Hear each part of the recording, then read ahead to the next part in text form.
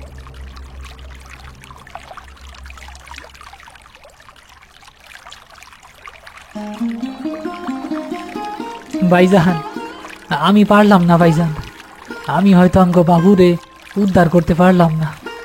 আমারে মাফ কইরা দিয়েন ভাইজান, আমারে মাফ কইরা দিয়েন।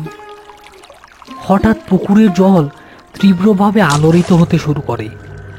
যেখানটায় বাক্সটা ডুবেছে সেখান থেকে একটা উজ্জ্বল সাদা আলো বেরিয়ে আসতে থাকে।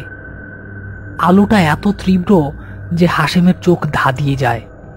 আলোর মাঝখান থেকে সেই ছায়া সালমার মূর্তিটা ভেসে ওঠে। তবে এবার তার চেহারা আগের মতো করুণ বা ভয়ঙ্কর নয়। তার মুখে একটা শান্ত পবিত্র হাসি, সে যেন মুক্তি পেয়েছে। জলপরীটা হাসিমের দিকে তাকিয়ে মাথা নুইয়ে কৃতজ্ঞতা জানায়। তারপর সে ধীরে ধীরে আলোর সাথে মিশে গিয়ে মিলিয়ে যায়। জল শান্ত হয়ে যায়। পুকুরের মাঝখানে যেখানে আলোটা ছিল সেখানে একটা পদ্ম পাতার ওপর শুয়ে থাকতে দেখা যায় শিশুটিকে। সে শান্তভাবে ঘুমাচ্ছে। খোকা, আমার খোকা, খোকা মরে নাই, খোকা বাইসা আছে। জান আমার, বাবু আমার, তুমি চিন্তা করো না, আমি আইতাছি।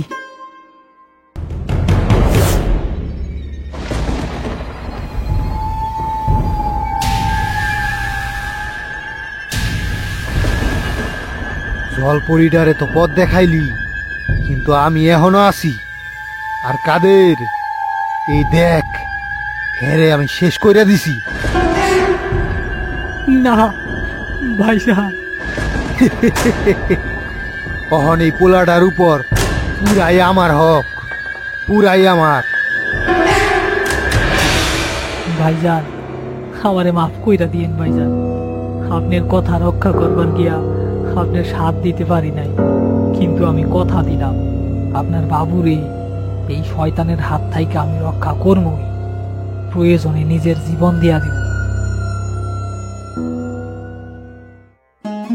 ইমাম সাহেব, ভাইজান রে, আমার ভাইজান রে ওই শয়তানটা মাইরা ফালাইছে। ইমাম সাহেব, আমার ভাইজান আর নাই, আমি এখন কি করব? সবুর করো হাসিম, কান্দনের সময় এখন না। কাদেরের আত্মা শান্তি পাইব যদি তুমি এই পোলারে বাঁচাইতে পারো, কারণ এই পোলারে বাঁচানোর লাইগাই সে জীবন দিছে।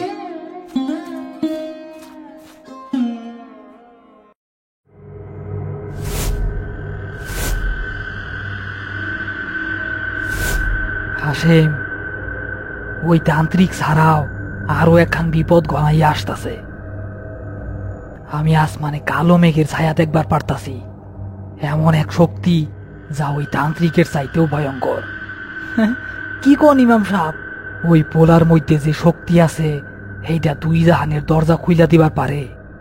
এই খবর হয়তো আরো কোনো অশুভ শক্তির কাছে পৌঁছায়া গেছে। আমগো হাতে সময় খুবই কম।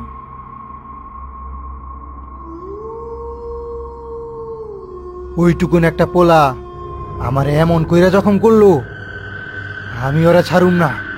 যে কইরাই হোক, আজ ফজরের আগেই ওরে আমার চাই।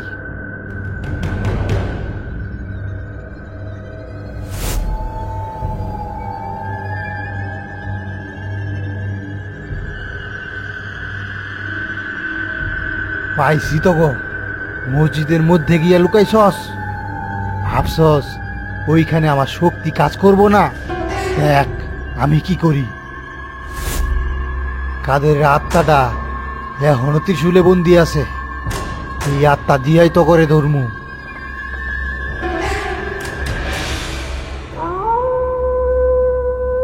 রানীমা, শক্তিধর তো মসজিদের দিকে নজর দিছে। আমরা কি এখনই যামু? ধৈর্য ধর জারিফ, ধৈর্য ধর। মূর্খটারে তার কাম করতে দে। হে যত আগাইয়া যাইব আমাগো পথ তত্ত্বই সোজা হইব। মসজিদ এমন এক জায়গা যেখানে বাইরের কালা শক্তি ঢুকতে পারে না, কিন্তু যদি ভিতরের কেউ দরজা খুলে দেয় তাইলে তাইলে হিসাব আলাদা। ভিতরের কেউ? প্রত্যেকটা মানুষের মধ্যে লোভ, ভয় আর দুর্বলতা থাকে। ইমামও তো একজন মানুষ।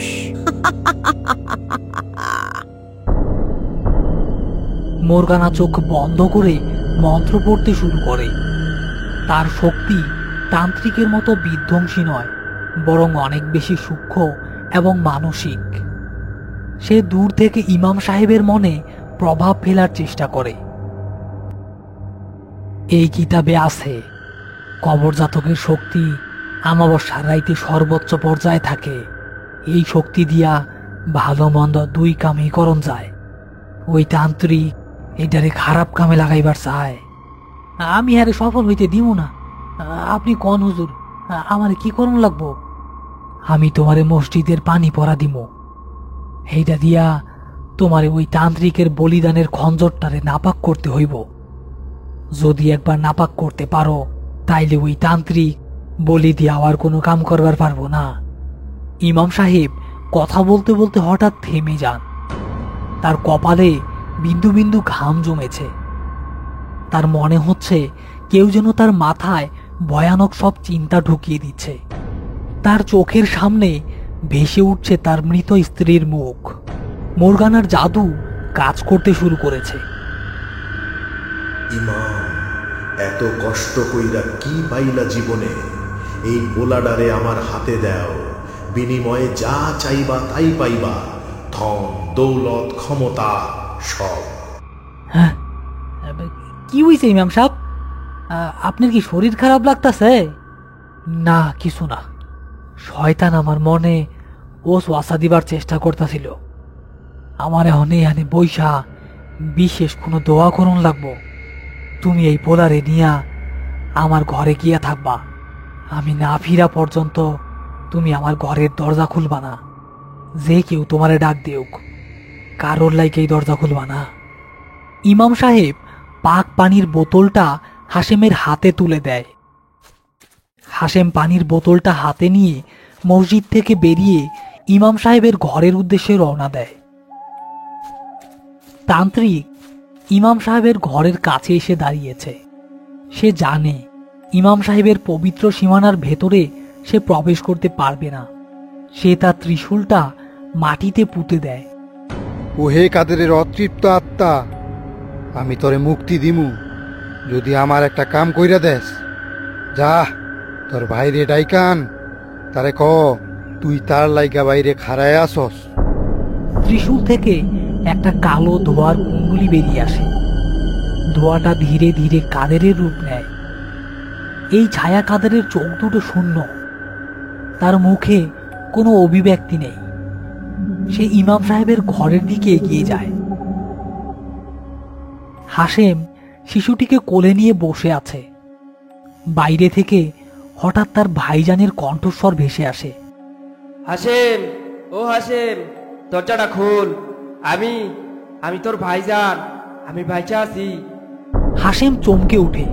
তার বুকের ভেতরটা ধস করে ওঠে। সে বিশ্বাস আর অবিশ্বাসের দোলায় দুলতে থাকে। ভাইজান, সত্যি আপনি? আপনি না মইরা গেছেন? আপনি কেমনে আইলেন? হ, আমি ওই শয়তানটা আমারে মারতে পারে নাই। আমি কোনো মতে ফালাই আইছি। আমার ভিতরে নে হাশেম, আমার খুব কষ্ট হইতাছে। হাশেমের মন আনন্দে আর উত্তেজনায় ভরে ওঠে। সে তার ভাইজানের জন্য দরজা খুলতে যায়। তার ইমাম সাহেবের সতর্ক বাণীর কথা মনে নেই। হাশেম উত্তেজনায় কাঁপছে। তার হাত দরজার ছিটকিনির উপর।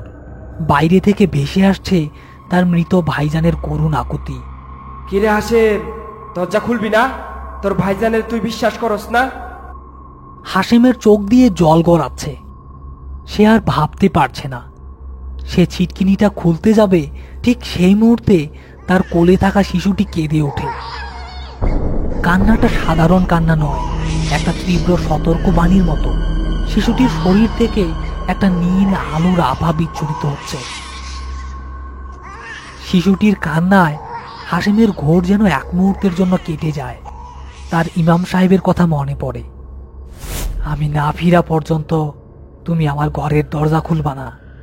যে কেউ তোমারে ডাক দেউক, কারোর লাইকেই দরজা খুলবা না। ভাইজান, আপনি যদি সত্যি আমার ভাইজান হন, তাইলে তাইলে ইমাম সাহেবের নাম ধইরা কসম কাটেন। বাইরে মুহূর্তের জন্যই সবকিছু চুপ হয়ে যায়। তারপর ছায়া কাদেরের কণ্ঠটা বিকৃত আর রাগান্বিত হয়ে ওঠে। হারামজাদা, আমার লগে চালাকি করস, দরজা খুল কইলাম। কণ্ঠস্বরের এই পরিবর্তনে হাসেমের সব সন্দেহ দূর হয়ে যায়। সে বুঝতে পারে এটা তান্ত্রিকের কোনো চাল। সে ভয়ে পিছিয়ে আসে। তুই আমার ভাইজান না, তুই এই শয়তান তান্ত্রিকের চেলা। আমি দরজা খুলবো না। বাইরে তান্ত্রিক রাগে গর্জন করে ওঠে। সে বুঝতে পারে তার চাল ব্যর্থ হয়েছে। ইমাম সাহেব মসজিদের ভেতরে বসে দোয়া পড়ছেন। তার শরীর কাঁপছে। মোরগানার মানসিক আক্রমণ প্রতিহত করতে তার খুব কষ্ট হচ্ছে। তিনি বারবার আল্লাহর কাছে সাহায্য চাইছেন। হঠাৎ মসজিদের পেছনের জানালা দিয়ে একটা কালো ধোঁয়ার মতো অবয়ব ভেতরে প্রবেশ করে। ওটা জারিফ, মোরগানার প্রধান অনুচর। সে যে কোনো মানুষের রূপ ধারণ করতে পারে। সে একজন সাধারণ মুসল্লির বেশে ইমাম সাহেবের পাশে এসে দাঁড়ায়। ইমাম সাহেব, আমি এক মুসাফির, আপনার দোয়া হইনা থামলাম। আপনারে খুব পেরেশান লাগতাছে। আল্লাহ আমাগরে একটা কঠিন পরীক্ষায় ফালাইছেন বাবা। দোয়া কইরেন যেন পাশ করতে পারি। অবশ্যই করমু, কিন্তু পেরেশানির কারণটা যদি কইতেন, হয়তো আমিও কোনো সাহায্য করতে পারতাম। আল্লাহ তো উসিলা দিয়াই সাহায্য করেন। ইনি হইতাছেন অচেনা একজন মানুষ। তারে কি সব বলা ঠিক হইব? ইমাম সাহেব দ্বিধায় ভোগেন। একজন অচেনা লোককে সব বলাটা ঠিক হবে কিনা। কিন্তু তার মনটা মোরগানার প্রভাবে তখন এতটাই দুর্বল যে তিনি কিছুটা ভরসা খুঁজে পান। না, বইলা দেহি যদি কোনো সাহায্য করবার পারে। কিছু মনে করেন না বাবা, আমাগো এলাকার দুইটা পোলা, কাদের আর হাসেম, তারা কবর থেকে একটা বাচ্চারে উদ্ধার করছে। আপনি তো জানেনই, কবরজাতক বাচ্চার অনেক বেশি ক্ষমতা থাকে। আর ওই বাচ্চারে পাওনের লাইগা একটা তান্ত্রিক উইঠা বইরা লাগছে। শেষমেশ বাচ্চাটারে বাঁচাইতে গিয়া কাদের তার নিজের জীবন দিয়া দিছে। এই কথা? আমার উস্তাদও এই লাইনের কাম করেন। তিনি কালা জাদু কাটাইতে ওস্তাদ। আপনারে সাহায্য করতে পারবেন। চলেন আমার লগে। গেরামের শীষ মাথায় তার আস্তানা। আচ্ছা ঠিক আছে, চলেন। ইমাম সাহেব একজন অচেনা লোকের সাথে মসজিদ থেকে বেরিয়ে যান। তিনি তার জীবনের সবচেয়ে বড় ভুলটা করতে যাচ্ছেন। তান্ত্রিক ক্রোধে উন্মত্ত। তার প্রথম পরিকল্পনা ব্যর্থ হয়েছে। সে এখন আরো ভয়ঙ্কর কিছু করার জন্য প্রস্তুত হচ্ছে। সে একটা বড় কড়াইয়ে রক্ত আর বিভিন্ন শিকড় বাকড় দিয়ে ফোটাচ্ছে। সে কড়াইয়ের দিকে তাকিয়ে মন্ত্র পড়তে শুরু করে। তার চারপাশে হাড়গোড় আর মাথার খুলিগুলো কাঁপতে থাকে। আস্তানার পরিবেশ আরো ভয়ঙ্কর হয়ে ওঠে। সে তার চূড়ান্ত আঘাতের জন্য প্রস্তুত হচ্ছে। মোরগানা তার স্ফটিক গোলকে দেখছে। জারিফ ইমাম সাহেবকে নিয়ে গুহার দিকে আসছে, তার মুখে বিজয়ী হাসি। ইমাম এখন আমার হাতের মুঠায়। হে নিজেই আইসা আমার ফাঁদে পা দিতাছে। শক্তিধর ভাবতাছে খেলাটা হে খেলতাছে, কিন্তু খেলার আসল গুটি তো আমি চালতাছি। জারিফ ইমাম সাহেবকে নিয়ে গুহার ভিতরে প্রবেশ করে। ইমাম সাহেব গুহার ভয়ঙ্কর পরিবেশ দেখে চমকে ওঠেন। তিনি বুঝতে পারেন তাকে ধোঁকা দেয়া হয়েছে। এটা কোন জায়গা? আপনি আমারে কই নিয়ে আইছেন? স্বাগতম ইমাম সাহেব, বহুদিন ধইরা অপেক্ষা করতাছিলাম। শয়তান, তুই আমার কি করছস? আমি এইখানে আইলাম কেমনে? আপনি নিজেই নিজের লোভের কাছে হার মানছেন। এখন আমার একটা কাম কইরা দেন, তাইলে আপনারে ছাইরা দিমু।